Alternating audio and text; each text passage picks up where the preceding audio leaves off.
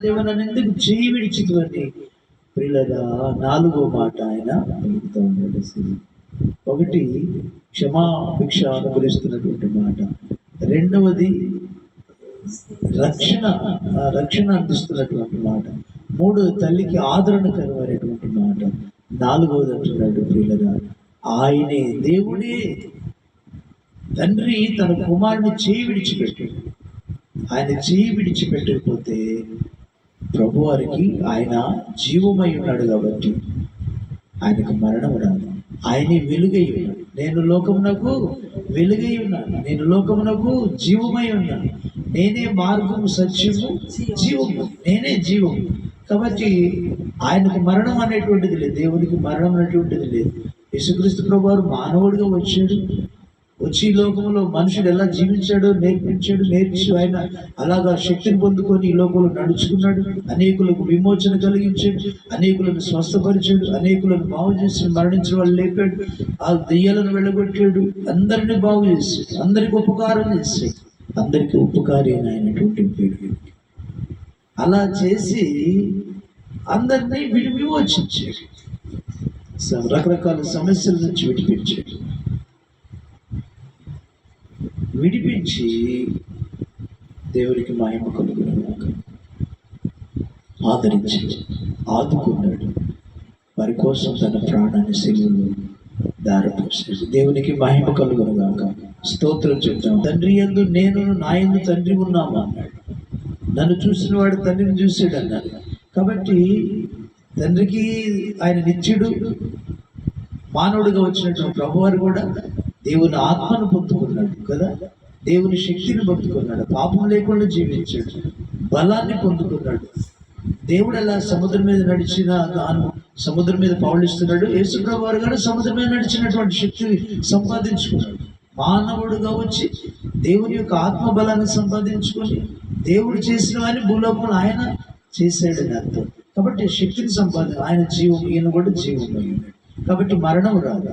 కాబట్టి సిలువలో ఈయన మరణిస్తేనే మానవాళ్ళకి విమోచన, ఆయన చనిపోతేనే మానవాళ్ళకి క్షమాపణ, ఆయన చనిపోతేనే మానవాళ్ళకి నిత్య జీవం. కాబట్టి ఆయన తండ్రి అయిన దేవుడు చీవిడికి ఆయనలోంచి కదా ఎడబాసాడని అర్థం, కొంచెం దూరమయ్యాడని అర్థం. ఆ దూరమైనప్పుడు శారీరకంగా మిగిలాడు, సిలువలో శారీరకంగా మిగిలాడు. ఇప్పుడు ఆ బాధ కలిగింది, తండ్రి నన్ను ఎందుకు చేయించావని దుఃఖం కలిగింది, బాధ కలిగింది, వేదన కలిగింది. అయినా తండ్రి చిత్తానికి తల ఒగ్గినటువంటి వాడు కాబట్టి పిల్లల ఒక్కొక్కసారి మనల్ని కూడా దేవుడు విడిచిపెట్టినట్లుగా ఉంటాడు, దూరమైనట్లుగా ఉంటాడు, మనకు తోడు లేనట్లుగా ఉంటుంది. అనేక శ్రమలు వస్తాయి, అనేక బాధలు వస్తాయి, మరణం, వేదన, కరువు, కట్టు, శత్రువులు అన్నీ కూడా దాడి చేస్తాయి. అప్పుడు నువ్వు మాకు తోడుగా లేవయ్యా మనం అనుకుంటాం, కానీ ఆయన తోడుగానే అంటాడు, ఆయన తోడుగానే ఉంటాడు. ఒకసారి మంచి కాలిన ఎడారులు వెళుతున్నప్పుడు ఇద్దరు వెళుతున్నప్పుడు కొంచెం బాగా ఆ కాళ్ళు ప్రాంతానికి వచ్చినప్పుడంట ఈయన పాదాలే మనం కనబడుతున్నాయి, ఒక 2 పాదాలే కనిపిస్తున్నాయి, 4 పాదాలు కనిపించలేదు. అప్పుడు అనుకున్నాడు, ప్రభువాన్ని వెళ్ళిపోయావా అనుకుంటున్నాడంటే ఇతను. కాదు నాయన, నిన్ను నా చేతుల మీద ఎత్తుకున్నాను, కాలుతున్న పాదాలు నావి అని. దేవునికి మహిమ కలుగును గాక.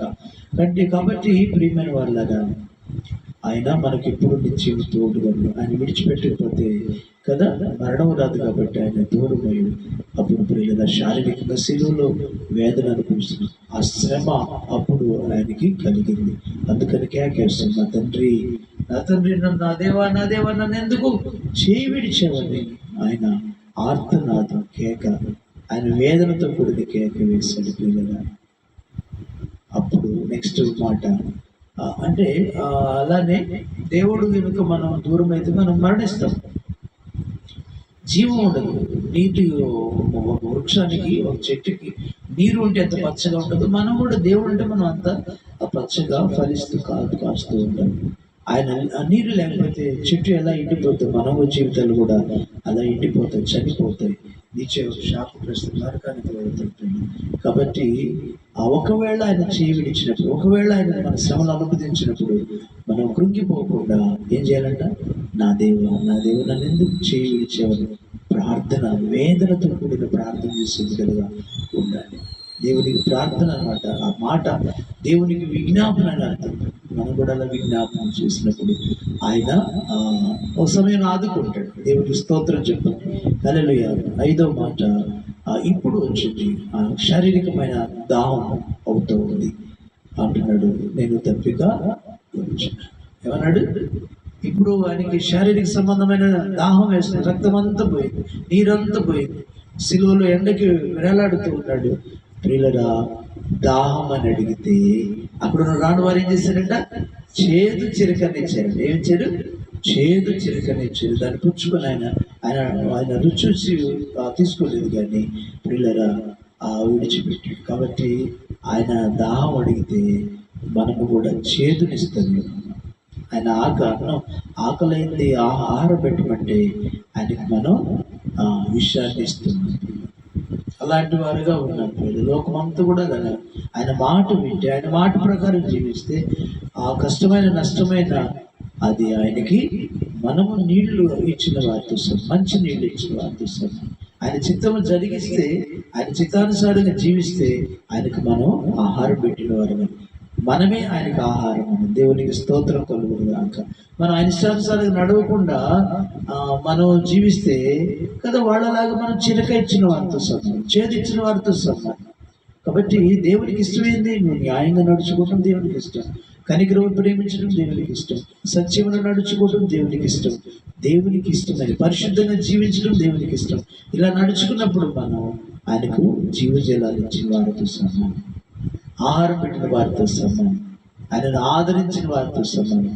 అలా కాకపోతే మనము చేదు చిరుకనిచ్చిన వారితో సమానం. అలా ఉండకూడదని దేవుడు కోరుకుంటున్నాడు. దేవునికి స్తోత్రం కలుగును గాక.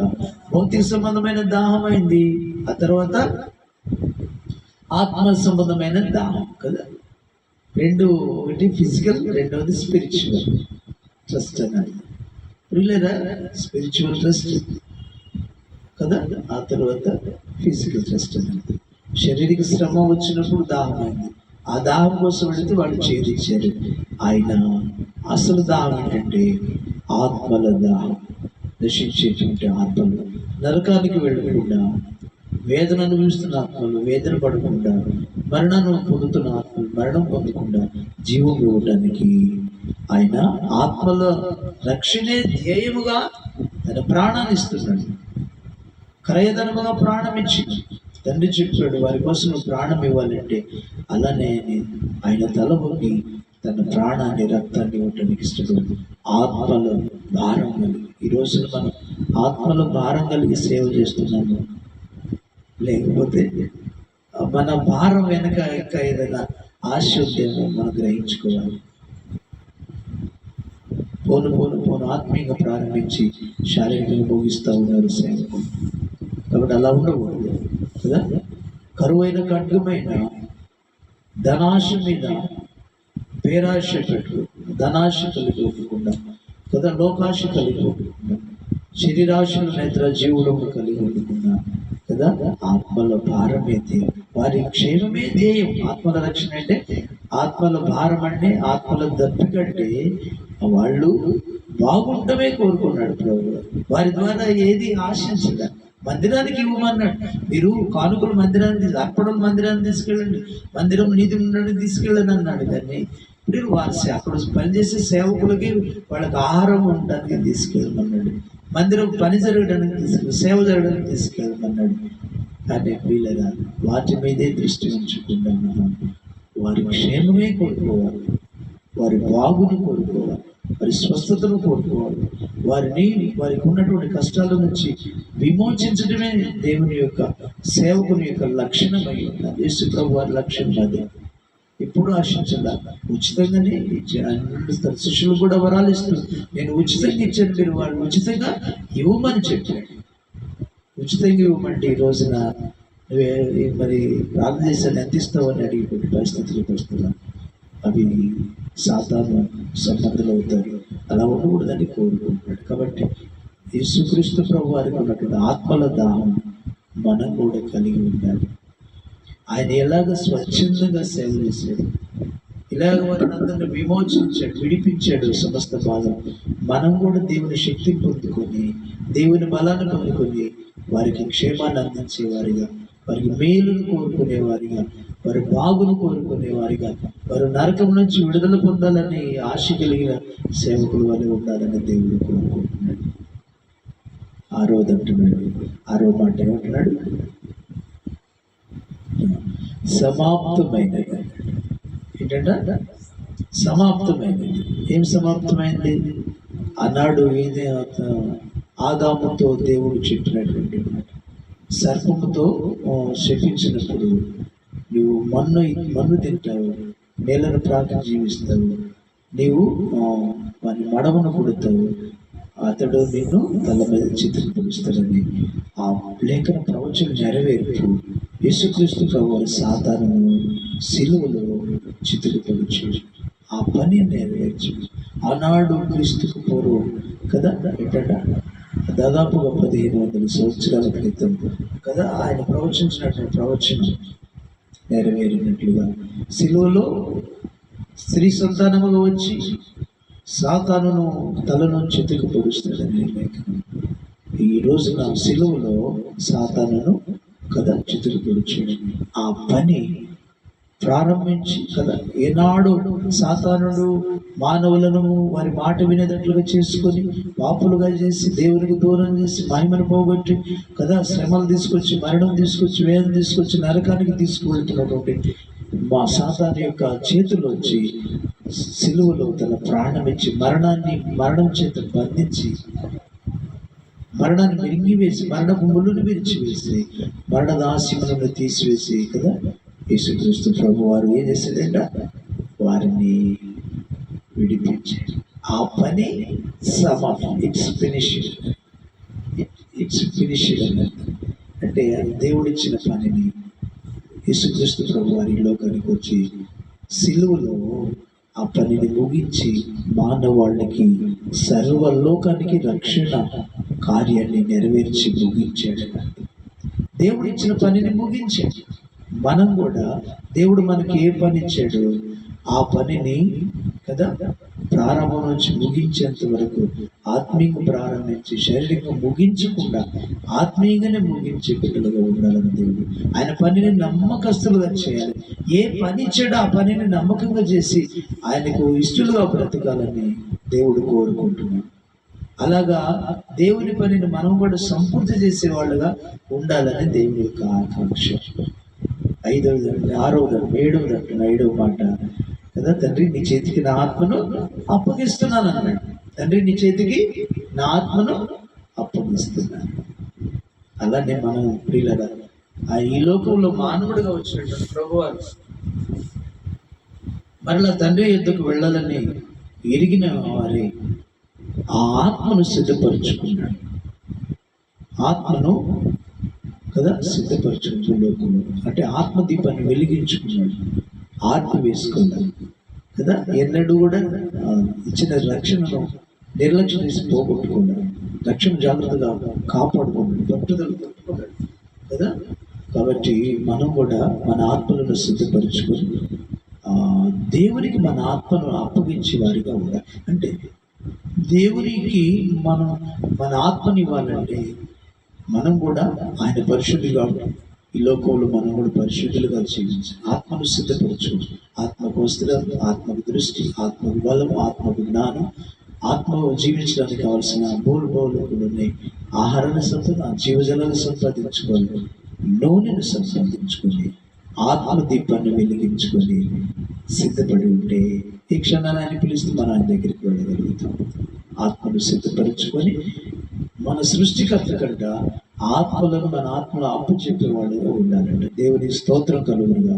ఆ రీతిగా ప్రభువారు ఈ లోకంలో మానవుడిగా వచ్చి కదా సమస్తాన్ని జీవించి నెరవేర్చి చూపించి పరిశుద్ధులుగా జీవించి పాపం లేని వాడుగా జీవించి మానవులను రక్షించి కదా ఆత్మను సిద్ధపరచుకొని చనిపోయిన క్షణాన అంటున్నాడు, ధైర్యంగా తండ్రి నీ చేతికి నా ఆత్మను ఇస్తున్నాను అంటే నీ దగ్గరికి నీకు ఇస్తున్నానయ్యా నా ఆత్మను అని చెప్పేసి ధైర్యంగా సిద్ధపడి దేవుని చేతికి ఇవ్వటం అంటే అర్థం దేవుడు దహించకి మనం కూడా అగ్నిగా మారితేనే ఆయనకి వెళుతుంది. ఆ రీతికి మనం సిద్ధపడాలని దేవుడు కోరుకుంటాడు. దేవునికి మహిమ కలుగును గాక. దేవునికి మహిమ కలుగును గాక.